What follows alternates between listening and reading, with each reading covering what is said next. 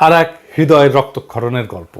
একজন লিখছেন, একজন শহীদের শিক্ষক, কোচিংয়ের শিক্ষক। উনি লিখছেন, আমার কোচিং যখন শুরু করি তখন আমার 4 জন শিক্ষার্থী ছিল, জিদান, উৎসব, আদ্রিতা আর একটা মেয়ে।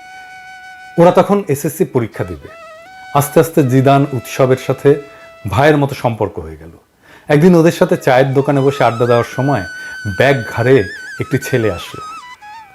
তখন কিন্তু সন্ধ্যা, ছেলেটা জ্বলতেছিল, নুরানি চেহারা। আমি মনে মনে ভাবলাম, এত সুন্দর দেখতেও ছেলে হয়? ছেলেটা আর কেউ না, আমার ফারহান। আপনারা যাকে ফারহান নামে চিনেন, আমি তাকে ধলা বলে ডাকতাম। কেননা ও এত ফর্সা ছিল যে ওকে ধলা বলে ডাকতাম। আমাকে ফোন করে বলতো, ভাই আমি ফারহান বলছি, কিন্তু যতক্ষণ না ধলা বলতো আমি শুনতাম না। ফারহান কোরআনের হাফেজ, সুন্দর কোরআন তেলাওয়াত করত। কিন্তু যেদিন আমার কোচিং আসলো সেদিন আমি বুঝলাম যে ও শুধু দেখতে সুন্দর বিষয়টা এমন না, ওর মেধা তার থেকেও প্রখর। কোনো জিনিস ওকে বুঝিয়ে দিলে সেটা 2 বার পড়া লাগতো না, অনেক দিন ধরে মনে রাখতে পারত।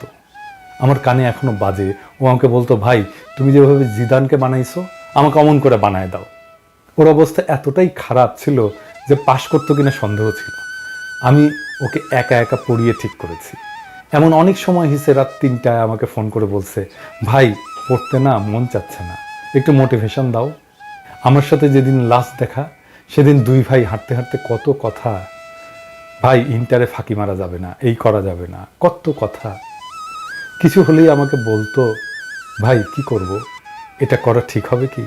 কোনো মেয়ে ওকে প্রপোজ করে ভয়েস দিল, সেটা আমাকে পাঠায় বলতো, বলো ভাই কি করব। আমার পাগলটা। তারপর এসএসসি পরীক্ষা দিল। কেমিস্ট্রি পরীক্ষার আগের একদিন ছুটি ছিল। ওর যেহেতু অনেক গ্যাপ ছিল, ও ভয়তে একদিন গ্যাপে একটা লাইনও পড়ে নাই। এবার আসছে আমার কাছে পরীক্ষার আগের দিন। ওই দিন আমি এবং ফারহান, জিদান এদের নিয়ে রাত 11টা পর্যন্ত কোচিংয়ে পড়াইছি।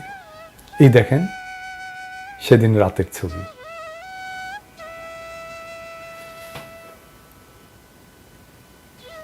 যেই দিন পরীক্ষা শেষ তার পরদিন সকালে উঠেই বান্দাগুলো আমার কোচিংয়ে হাজির। কারণ কি, তাদের টাকা দিতে হবে। ওই দিনের কথা তো আমি ভুলবই না। ওই দিন যা করছে এবং আমার পঞ্চপাণ্ডবগুলা, আল্লাহ এখনো হাসি পায়। তারপর যেদিন রেজাল্ট দিবে তার আগের দিন রাত 12টা পর্যন্ত আমাকে কোচিংয়ে আটকায় রাখছে। কারণ কি, তার ভয় লাগতেছে সে কি প্লাস পাবে নাকি। আমার কোচিংয়ে সেই বিকাল থেকে এসে বসে আছে। আমি অন্য ব্যাচের ক্লাস নিচ্ছি আর মাঝে মাঝে এদিকে এসে বলতেছে, ভাই প্লাস কি পাবো? ও ভাই কও না, তুমি যা কও তাই তো হয়। ওর প্রেশার দেখে আমি ওকে চায়ের দোকানে নিয়ে গেলাম, গিয়ে চা স্প্রাইট খাওয়াইলাম, আইসক্রিম খাওয়াইলাম এবং কিছু টাকা দিয়ে বললাম আরও খা। পরে অনেক রাতে সে আমাকে ছাড়লো। রেজাল্টের দিন সবাই আগে মা বাবাকে জানায়, আর ফারহান সবাই আমাকে ফোন করে জানিয়েছে। দুপুরে খুশির ঠেলায় আমাকে জড়ায় ধরে কি যে করলো আল্লাহ। তারপর বিকালে ওর খালাকে নিয়ে আসলো মিষ্টি খাওয়ানোর জন্য। ওই যে পাঞ্জাবি পরা ছবিটা ওই দিনের। এরপর শুরু হলো আসল যন্ত্রণা। ভাই আমার গ্যাপ পূরণ করে দাও, আমি এসএসসিতে যা করছি ইন্টারে তা করবো না। নটরডেমে পরীক্ষার জন্য কিছুটা প্রিপারেশন নিল, পরে আবার সেই রেসিডেন্সিয়ালে ভর্তি হলো। ফারহানের ইচ্ছা ছিল দেশের বাইরে চলে যাওয়া, কিন্তু আমি ওকে বলছিলাম যে অন্তত ইন্টার দিয়ে অ্যাডমিশন নিয়ে যেন বিদেশে যায়। ও আমার কথাই বলল, ঠিক আছে ভাই আমি অ্যাডমিশন দেবো বুয়েটের জন্য, কিন্তু চান্স পাইলেও কিন্তু বিদেশে যাব। আমি আমার এই পঞ্চপাণ্ডবকে বলছিলাম যে ওদের মধ্যে কেউ বুয়েটে চান্স পেলে আমার R15 বাইক তার। ফারহান আমাকে চ্যালেঞ্জ করছিল যে ও চান্স পেয়ে দেখাবে। আপনারা যে পোস্টটা ভাইরাল হতে দেখছেন যে ওর বইয়ের টেবিলে ফান্ডামেন্টাল ফিজিক্স ছিল, ওইটা ওই কারণেই। ওর জিদ অনেক ছিল, যা বলতো তাই করবে। ইন্টারে ক্লাসের সময় মনোযোগ দিয়ে ক্লাস করতো। ওর হাসি, আল্লাহ এত সুন্দর হাসি, আসলেই ভোলার মতো না। দিনের মধ্যে বাসায় থাকতো কম, আমার কোচিংয়ে এবং জুয়েলের চায়ের দোকান থাকতো বেশি। আমার কাছে 2 মাস পর পর ওর বাবা বাসা চেঞ্জ করে বেলি রোডে নিয়ে যায়। সেই বেলি রোড থেকেও আমার কাছে পড়তে আসতো 2 থেকে 3 ঘন্টা জ্যাম ঠেলে। আমি বলতাম এত কষ্ট করে কেন আসিস? ও বলতো, ভাই তোমাকে না দেখলে আমার ভালো লাগে না। হায় রে আমার ভাই, কি করে ভুলবো রে আমার ভাই। আমাকে বলতো, ভাই বেলি রোডে তুমি একটা শাখা দাও, আমি ছেলে পেলে ম্যানেজ করে দেবো। তাও সে আমার কাছে পড়বেই। ওরা আমার স্টুডেন্ট না, ওরা আমার ভাই। তারপর ওর কষ্ট দেখে আমি বললাম, সব বই শেষ কর, তারপর পরীক্ষার কিছুদিন আগে আসিস, আমি বায়োলজি ক্লিয়ার করে দেবো। শেষে 6 মাস মতো আমার কাছে পড়তে পারে নাই, কিন্তু সে আমাকে দেখতে মাঝে মাঝেই আসতোই।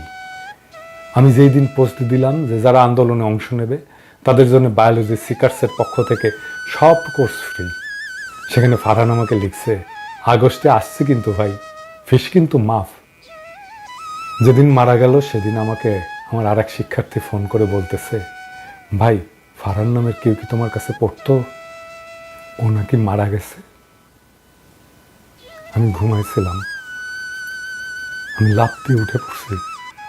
পরে জিদানকে ফোন দিলে জিদান আমাকে বলে, আবিদ ভাই আপনার ধলা নাই।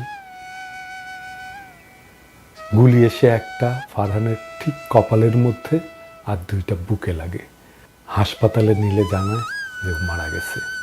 আমার চোখ দিয়ে কখনো পানি পড়ে না। যারা আমাকে চিনে তারা জানে যে আমি সারাক্ষণ হাসি, কিন্তু ও মারা গেলে আমার কান্না থামছিলই না। ওর লাশ যখন দেখি তখন ওর মুখে হাসি ছিল, হাসতেছিল আমার ভাই। ফারহান ভাই আমার এই বাংলাদেশের সকল শিক্ষার্থী, সকল জনগণ সবাই ভুলে গেলেও তোর আবিদ ভাই তোকে ভুলবে না। তোর আবিদ ভাই সারা জীবন তোকে মনে রাখবে।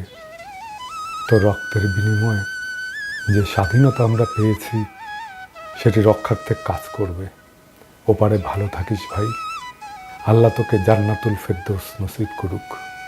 সকলে আমার ভাইকে মনে রেখেন, ভুলে যাইয়েন না, ওর জন্য দোয়া করেন।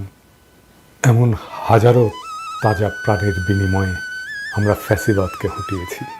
এই বিজয়কে বেহাত হতে দেব না।